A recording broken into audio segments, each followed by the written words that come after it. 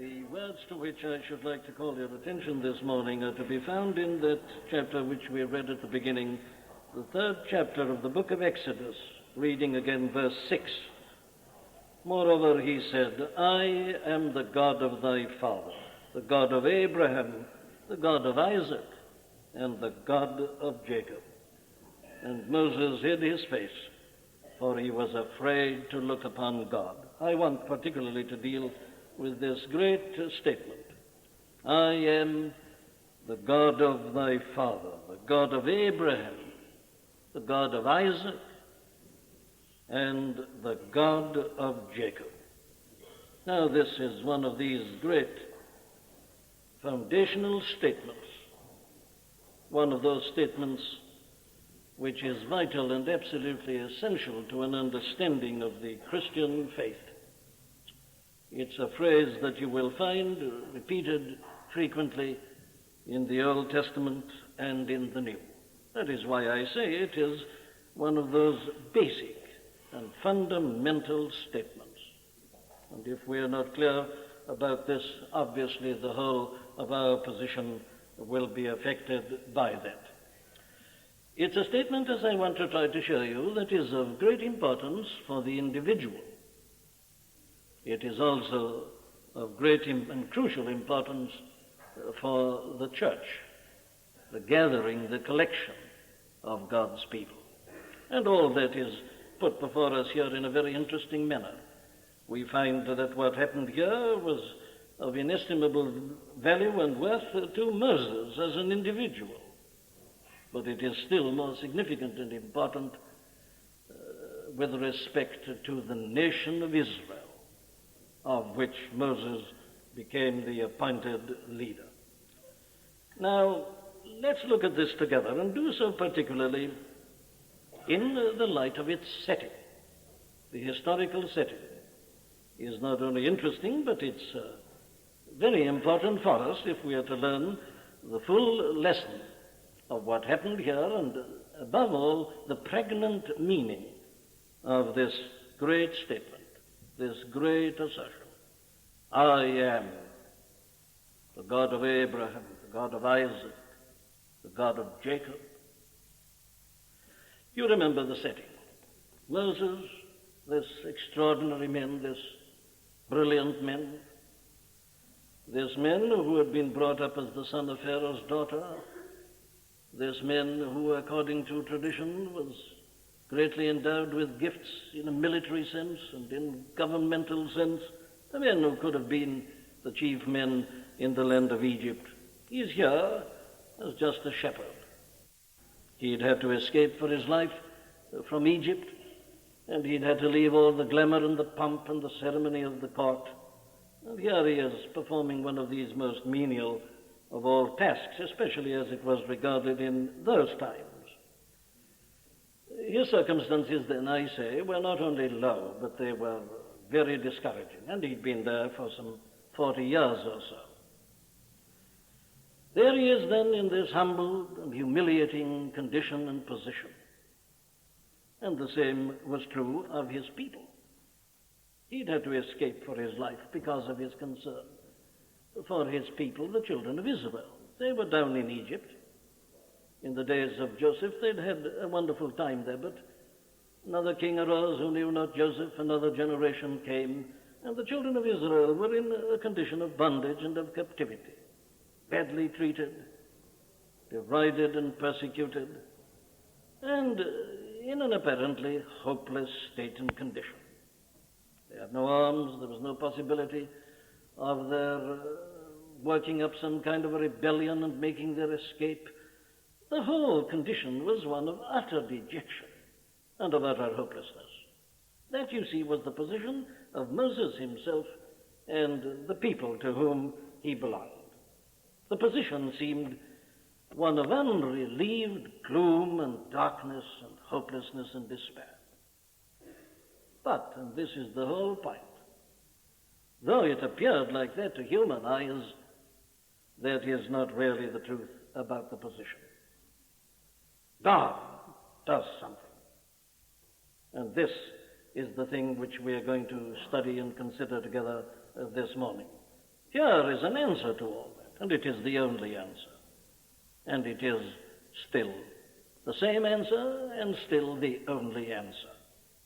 And that is why I say all this is so important for us. This in many ways can be described as the great message of the Bible. The Bible comes to a world of sin and shame and failure. And it breaks in with this great message. And here it is, in a sense, all summed up in this one great phrase. You see the situation. You look at it, you examine it, you dissect it. You issue your reports on it. All right, it's all very good, it's descriptive. But the question is, what can be done? Is there any solution? Is there any hope? And from the standpoint of men, there is none at all. Then suddenly, what? And the answer is God. God appears. And the whole situation is entirely changed. Well, now, what can we do better this morning? What can we do better as we start again upon a period of ministry than look at this foundation and basis of our whole position? Nothing matters ultimately but our knowledge of God and our relationship to Him. I say that deliberately. Nothing matters ultimately. There is finally a position in which we shall all find ourselves, in which nothing at all will matter but this one thing, God, our knowledge of Him, our relationship to Him. Life brings us all eventually to the position of Moses and the children of Israel. Sickness, accident, deathbed. And there we are. And there, I say, there's only this one thing that matters, our knowledge of God. But alas, this is the question about which there is so much confusion at this present time. Who is God? What is God like? How can God be known? Can He be known? This is the great tragedy of the world, of course, that the world doesn't know God. You remember our blessed Lord, at the end of His life in His great high priestly prayer, one of the last things He said before going to the cross, He put it like this: O righteous Father, the world hath not known Thee. And that is the whole trouble with the world. It all comes back to that. Of course, we see the different manifestations of that. We see the symptoms, but this is the disease.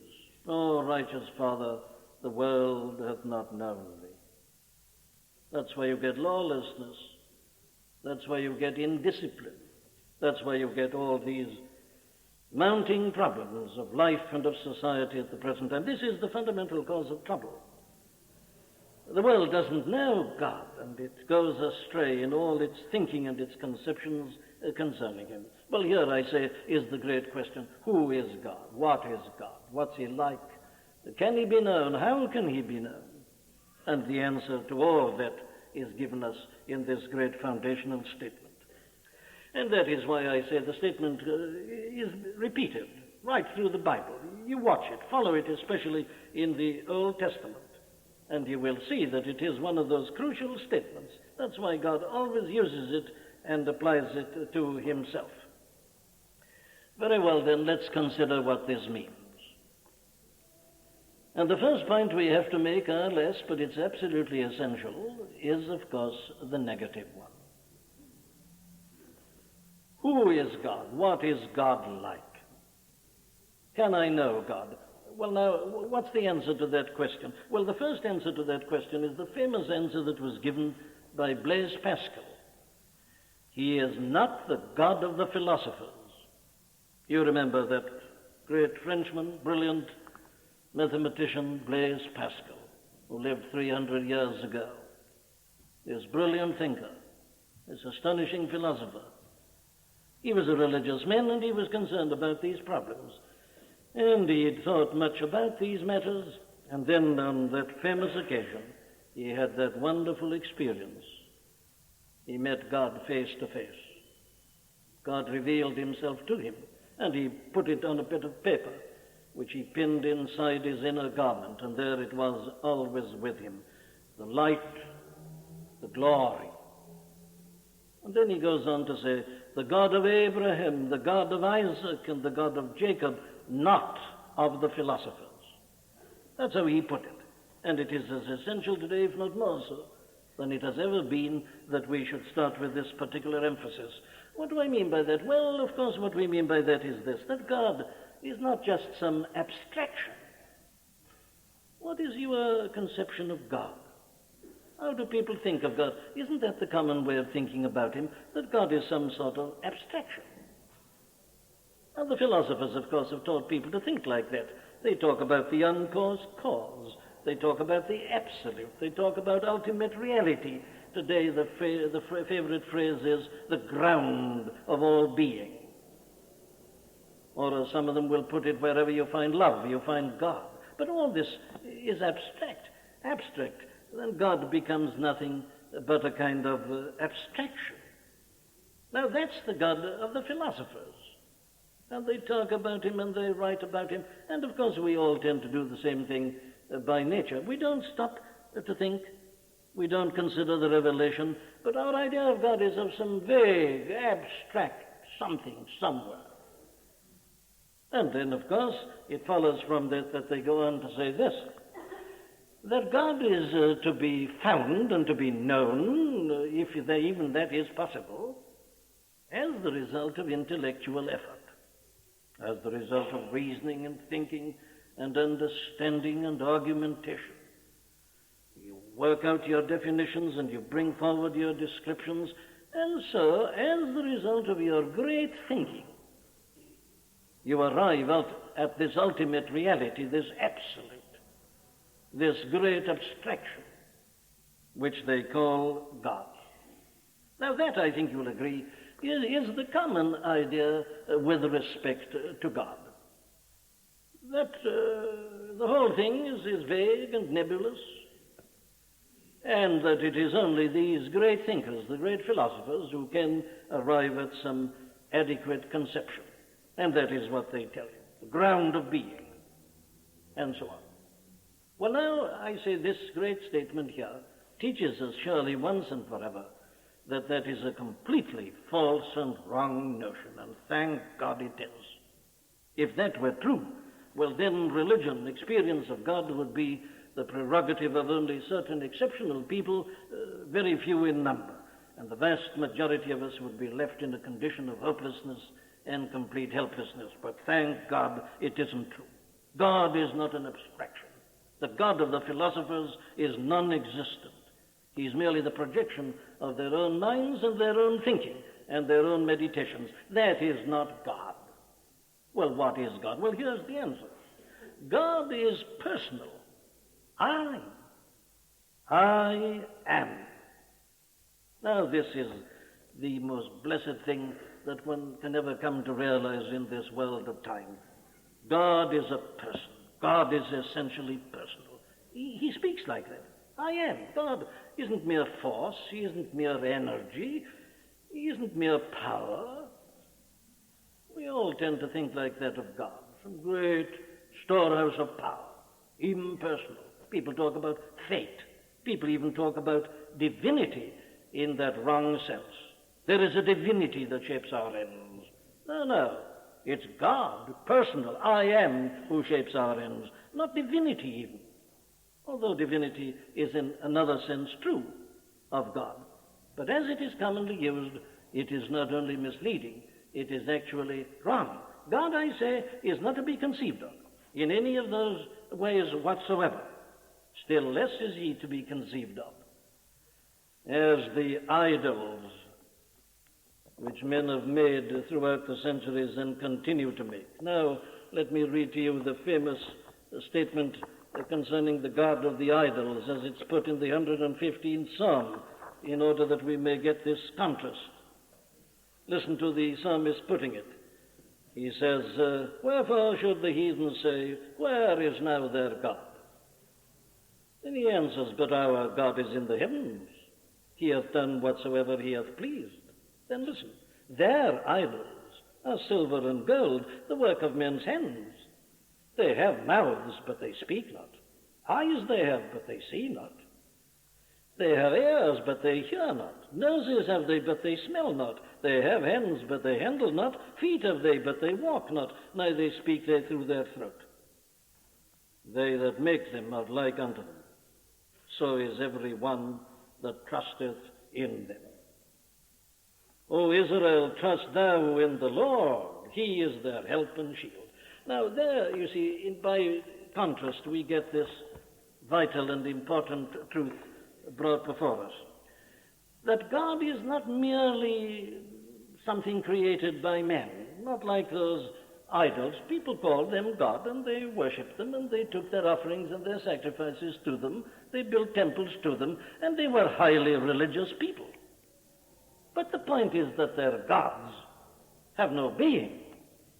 They have no person, no personality. They're dead, they're dumb, they're lifeless, they're useless. They're made by men, and they can do nothing at all. Now, isn't it easy for us by nature to conceive of God in one or the other of these false ways and manners? But here is the answer to it all. God is the living God. I am. This is the fundamental postulate. He lives.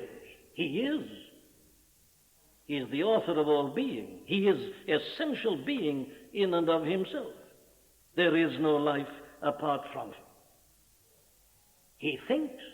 He speaks. He acts.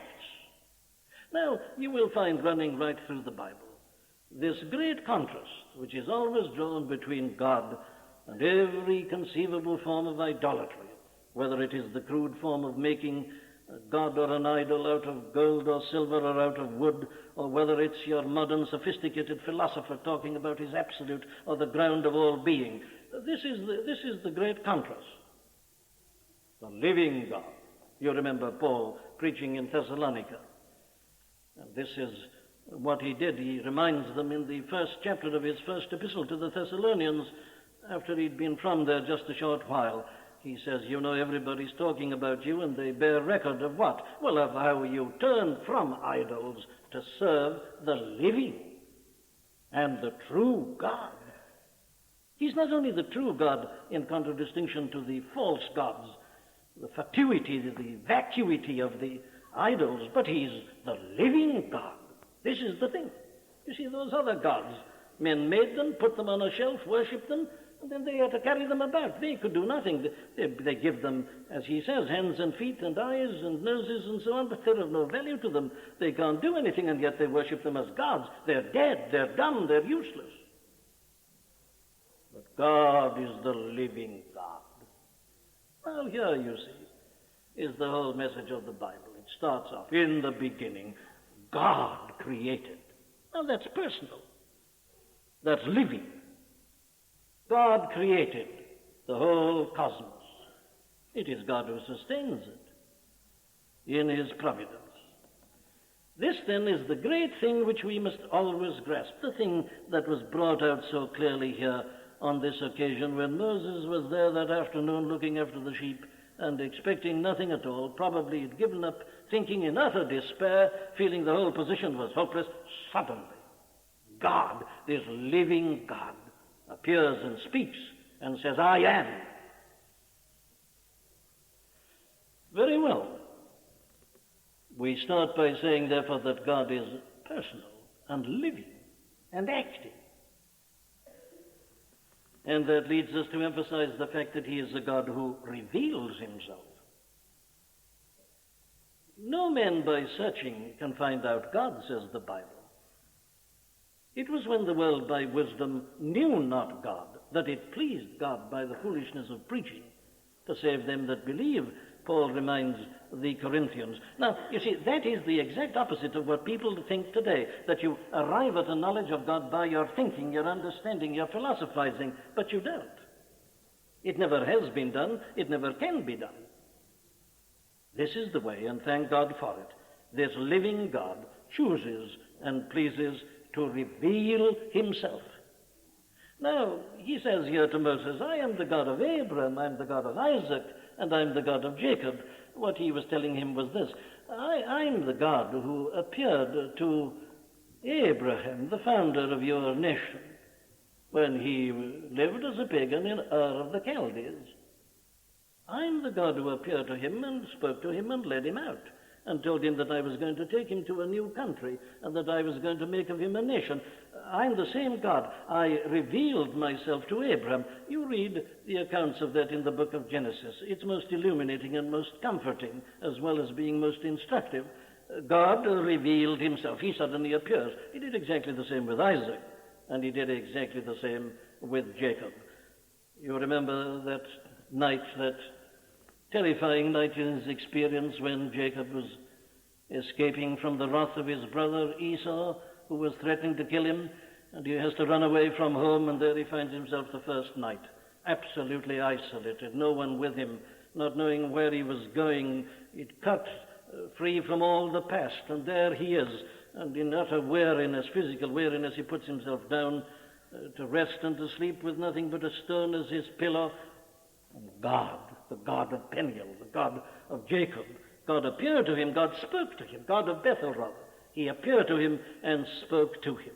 Now, here then is a great principle. He's a God who reveals and manifests himself and shows himself to people. And he's a God who's only known as and to the extent to which he does reveal himself in that way. But, and this is the thing I really want to emphasize, this is where the comfort and the consolation of all this comes in. He is a God who can be met. He is a God who can be known. You don't merely read about him and think about him and argue about him. He's not just some great force or power or abstraction. Because he's the living God and because he's personal, he can be met, he can be known. Here he is, he comes to Moses, he speaks to him, he addresses him, and Moses is able to speak to him. This, I say, is the very basis and foundation of the whole of our religion, the whole of our faith. We believe in and we worship a living God. We can speak to him. We can pray to him. We can go to him. We can meet with him. We can address him. We can take our burdens and our problems to him because he is this living God. Again, I commend to you to read the story of Abraham, Isaac, and of Jacob and see what they did when they were in terrible trouble. Once they'd met this living God in all their problems and perplexities, they know that they can go to him when all things seem against me, to drive me to despair. I know one gate is open. One ear will hear my prayer. You can't pray to an abstraction. You can't pray to the ground of all being. You can't pray to mere force or power. No. But you can pray to and speak to the living, personal God. I am the God of Abraham, the God of Isaac, and the God of Jacob. But, of course, there is something yet deeper in this. And we must emphasize this also. He's the God of the covenant. He's the God of the purpose. And that is why, ultimately, of course, that he describes himself in this particular way and manner, and particularly to Moses at this particular junction. He's the God of the covenant. Why does he say, I'm the God of Abraham and of Isaac and of Jacob? Well, here is the answer.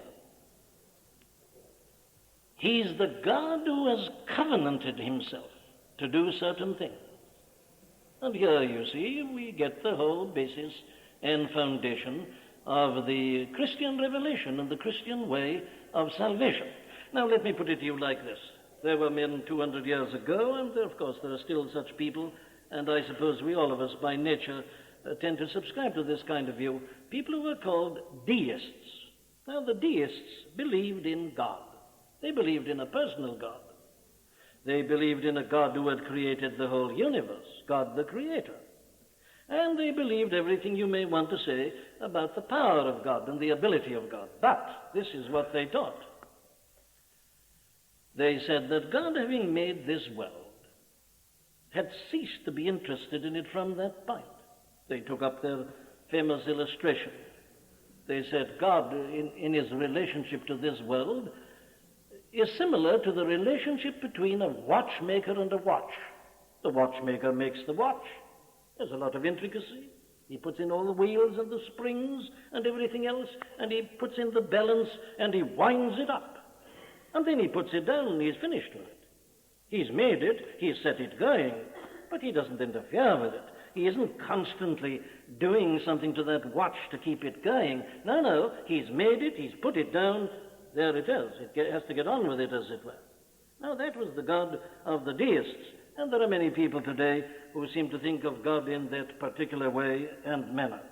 But that, you see, is not the God of the Bible. It's not the God who appeared to Moses on this occasion. It's not the God of the burning bush. Listen, this is the answer to all that. And the Lord said in verse 7, I have surely seen the affliction of my people which are in Egypt, and have heard their cry by reason of their taskmasters, for I know their sorrows. Now, my dear friends, that's the truth about God. Is that the God you know? Or is your God some abstraction, or even the God of the deists who's made the world and then has left it? No, God, I say, is a God who is concerned about this world and about this life. I have seen, I have heard, I have felt. This is God. He's essentially personal.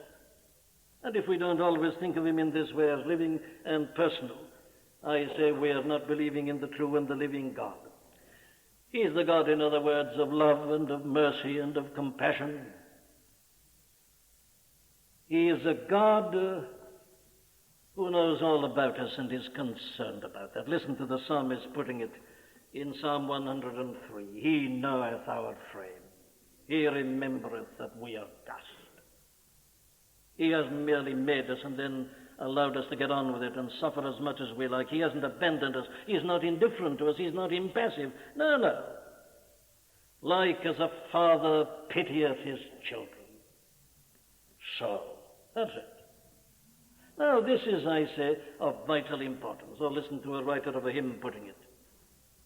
Lord of all being, throned afar, thy glory flames in sun and star, center and soul of every sphere. What if he'd stopped at that? Wouldn't we be feeling rather hopeless this morning? When you're crushed or defeated, or cast down and feeling utterly hopeless. Would that help you? Would that be sufficient? It's true. He is the Lord of all being, throned afar. His glory is flaming this morning from the sun and the stars. It'll appear in the moon. The heavens declare the glory of God. Oh, he's the center and soul of every sphere. Yet, to each loving heart, how near? That's the truth about God. He is the great and the eternal Creator. But he is the God of Abraham and of Isaac and of Jacob. He is a God who is full of tenderness and mercy and love and compassion. Oh, listen to these blessed words again. I have surely seen the affliction of my people. God is self-subsistent. He is self-existent. He doesn't need men. He has existed from all eternity. I am that I am what I shall be. He is eternal existence, life in itself. But he says, I have surely seen the affliction of my people which are in Egypt, and have heard their cry by reason of their taskmasters, for I know their sorrow. Here is the whole basis and foundation. This God who tells Moses that he need not be afraid. You're feeling hopeless, Moses, he said, I've been watching you. I've been watching you through these 40 years. I've known every time you've sat down in utter desolation of spirit. You've looked back at the former days. You've said, if only I hadn't dealt with that Egyptian as I did and killed him there and buried him in the sand, if only I'd controlled myself, I'd have never come to this, and I could have been of some help to my people. But here it is, I've done it, and I can't do anything. I'm reduced to this, and the people are absolutely hopeless, and it's getting worse. Moses, I've known all about it. I've seen you, and I've seen my people. I've heard their cry. I've seen their groaning as the taskmasters have lashed them with their whips. I know. I've seen it all. I feel. I've had compassion. Now this, you see, is all a part of this great covenant teaching which you find in the Bible. God made the world, made it perfect, but man fell into sin, and there he is in trouble. Adam and Eve hiding behind the trees, frightened, alarmed. Suddenly they hear the voice of the Lord walking in the garden in the cool of the evening. What's happened? Oh, well, God has come down. He sees their misery. Oh, yes, he'd seen their sin, and he hated the sin, but he didn't turn his back upon them. He came down to them. He spoke to them. Yes, there were words of rebuke, threatened punishment which was put into operation, but the promise, God reveals that he has a plan. He's concerned about this world. He's concerned to deliver it. He's concerned about redeeming a people for himself, and he is going to do so. I have seen the affliction of my people. Now that's why he talks about Abraham, Isaac, and of Jacob. The original promise was given in Eden, but the great statement of the covenant is the one, of course, that was made to Abraham. In thee and in thy seed shall all the nations of the world be blessed. There's the covenant. God reveals a plan and a purpose. He pledges himself to it, to Abraham, in thee, in thy seed. Here is God covenanting himself to his people. And of course, he revealed and repeated the same covenant to Isaac, and he did exactly the same thing to Jacob. Now, Abraham had other children besides Isaac, you remember, but it was only to Isaac that this was repeated. That's why he says the God of Abraham, the God of Isaac, the God of Jacob, the God of the covenant, the God of the purpose, the God of the plan of redemption. So now when he appears here to Moses in this condition of utter desolation and hopelessness at the backside of that mountain, God says to him, it's all right, I am the God of thy father. Yes, but beyond that I am the God of Abraham, the God of Isaac, the God of Jacob. I'm the covenant God. I'm the God of the purpose, the plan of redemption. And he goes on to say this, of course, that because he has that plan and that purpose, he's the God who puts it into operation and will ever keep it in operation. So he goes on to say, I am come down. This is the very essence of this whole matter. I have said I will bring you up. I have come down, and he's come down, he says to Moses, in order that he may deliver the people out of this terrible state and condition in which they find themselves. And here, if you like, is a summary of the whole message of salvation, the glorious gospel, which you find in the Bible and nowhere else. God is not the God of the philosophers. He's not there somewhere and you only try to arrive at some knowledge of him with your great brain. Not at all. He's the living God. He's the personal God. He's made all. He sustains all. Things go wrong, but he's interested. He has compassion. He comes down. He has his plan. He intervenes. He interrupts into the life. He does something. He saves. Here it is. Go, he says to Moses, say this to Pharaoh and to the people. Lead them out. I'm going to bring them to a land that is flowing with milk and with honey. Now, this is the God, my dear friends, that you and I must know and must worship and must serve. And it's all summed up in that phrase, the God of Abraham, the God of Isaac, and the God of Jacob.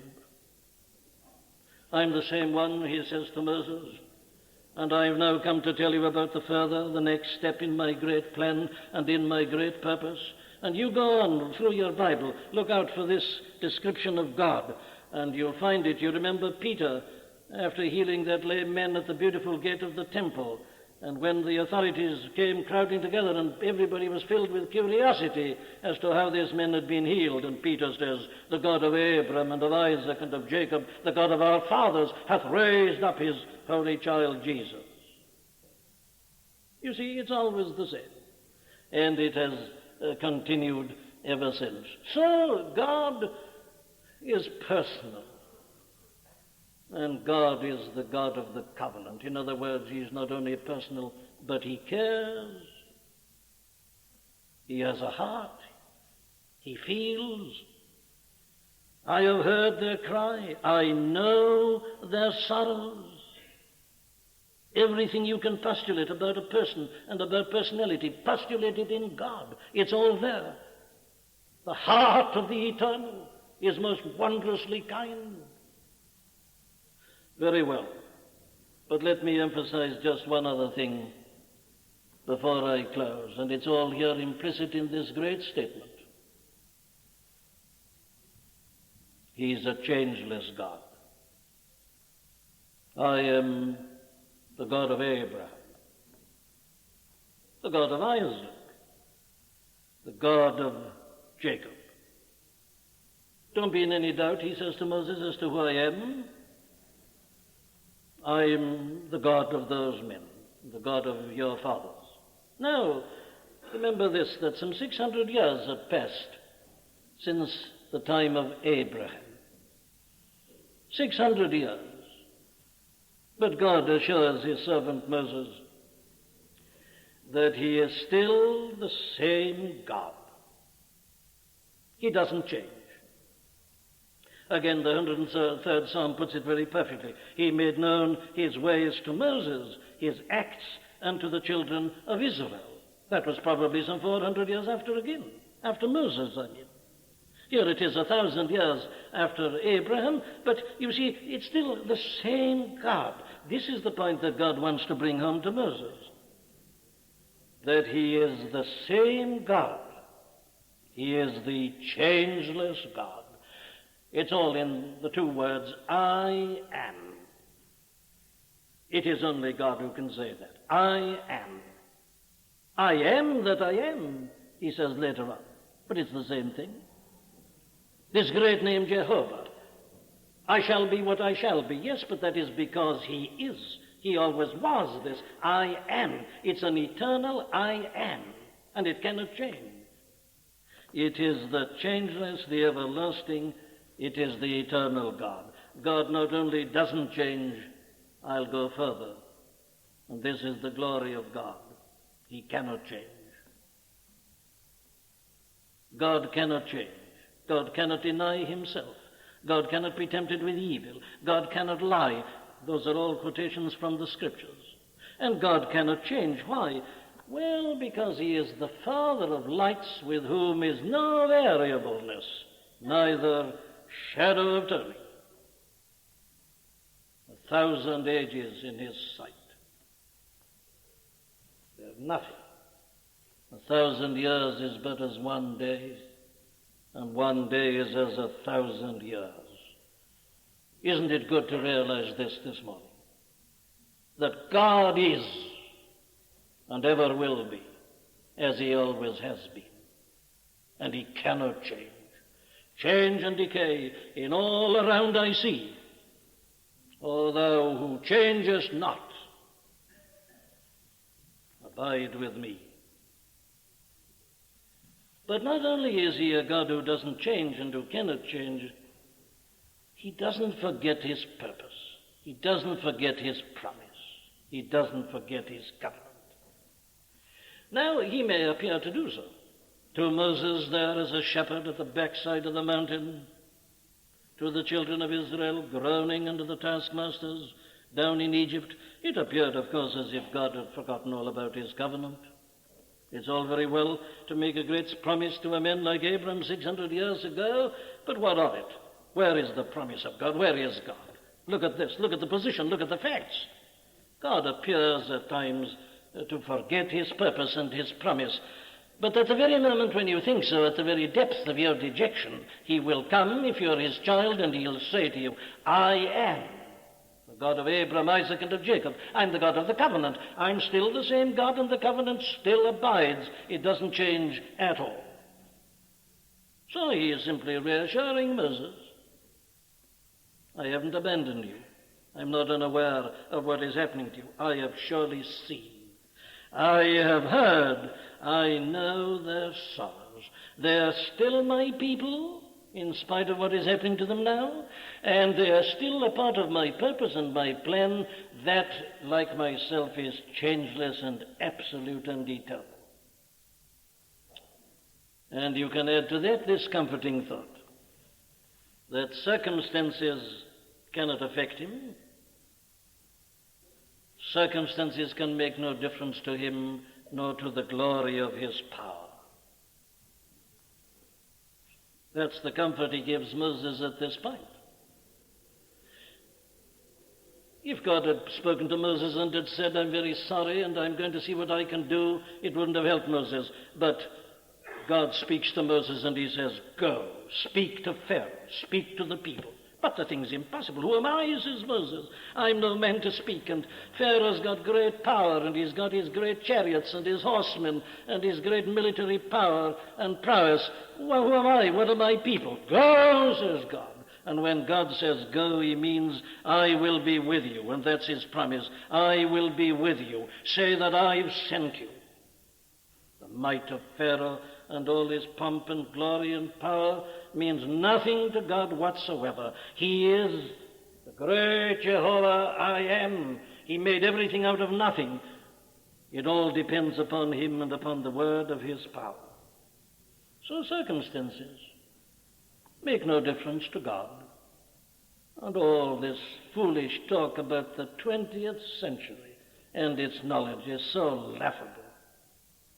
God is the God of Abraham, Isaac, and of Jacob. What he has done, he can still do.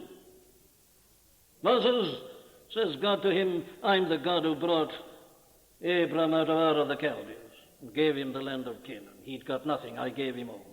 I'm the God of Isaac, same thing. I'm the God of Jacob. He went out penniless, he came back a great host. He very nearly lost that. He would have lost it because of the malignity of his father-in-law Laban, were it not that I was with him. And then Esau might have destroyed him. I was with him. I'm the God of Abraham, Isaac, and of Jacob. What I have done, I'm still going to do, and I ever will do until my plan and my purpose are complete. Now, I'm just reminding you this morning of all this, my dear friends. The whole history of the church in the past proves the truth of this. God continued with his people in spite of all their failures and their rebellion and their grumbling. God continued his purpose. He seems to abandon them altogether, and they're almost finished. God suddenly comes, and on he goes until in the fullness of the times God sent forth his Son, made of a woman, made under the law. And he preached, he taught, he worked his miracles, he showed the power of the Godhead in his own person. But they took him in apparent weakness and crucified him, and he died on a tree and was buried in a grave. It's finished. No, God raised him from the dead. And the whole subsequent history of the Christian church is but a demonstration of this great fundamental postulate, that God is the living God, the God of the covenant and the purpose, the God of Abraham, Isaac, and of Jacob, the God who cannot change, the God who is all-powerful, the God who is above all circumstance and chance. And as the whole of the past history proves this, the present and the future will prove it even more. It's an evil hour in the history of the Christian church. Small, despised, rejected, derided, dismissed. And the scoffers are still saying, in all their ancient arrogance, where is now your God? And there's only one answer to give them. Our God is in the heavens. And he is the God of Abraham, the God of Isaac, and the God of Jacob. He remains what he ever was, and his promises are ever sure, and his covenant is absolutely certain. Let the world deride or pity, I will glory in his shame. God moves in a mysterious way. He has wonders to perform. He plants his footsteps in the sea. He rides upon the storm. Listen, his purposes will ripen fast, unfolding every hour. The bud may have a bitter taste, but sweet shall be the flower. My dear friends, do you know this God? He doesn't change. He cannot change. His love in time past forbids me to think he'll leave me at last in trouble to sink. He won't. He can't. He'd be denying himself. I am what I was to Abraham, to Isaac, to Jacob. I'll be to you. Go on. Face the impossible. Walk through more than conqueror. I will never leave thee nor forsake thee. Well, I want to leave you with a question. Do you know this God? Have you met him?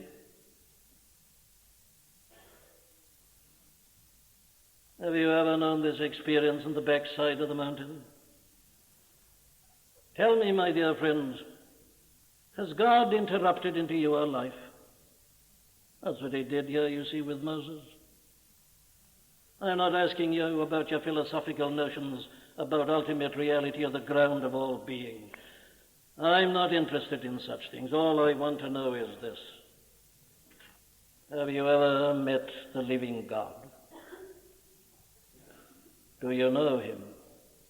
Has he spoken to you? Has he interrupted your life? Has he erupted into it?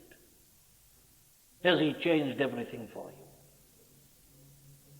Is he a God to whom you can go with confidence and with assurance?